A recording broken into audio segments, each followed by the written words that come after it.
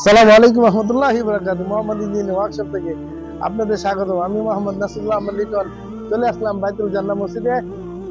এই কাজগুলা আলহামদুলিল্লাহ আমি ওই ডিজাইন যে ফর্মা এবং ডিজাইন সম্পূর্ণ আলহামদুলিল্লাহ আমি কাজ করেছি আলহামদুলিল্লাহ।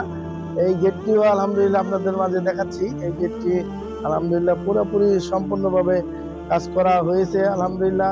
2 ইঞ্চি বক্স দিয়ে আমরা নিখুঁতভাবে কাজটা করেছি এবং কাজটি দেখতে পাচ্ছেন বাইতুল জান্নাহ জামে মসজিদ এবং উপরে আল্লাহ যাতে আর কি মসজিদের সৌন্দর্য এবং মসজিদের নাম আপনার সোনালি দিয়ে আমরা আলহামদুলিল্লাহ করেছি।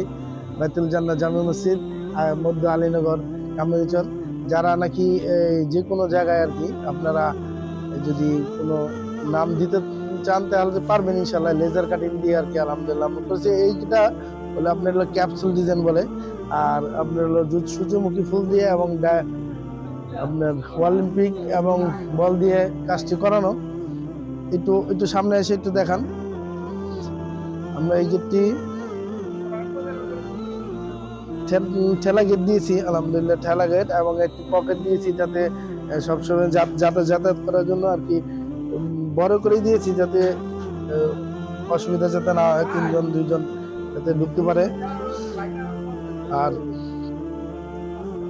গেটটি হলো 9 ফিট বাই 9 ফিট।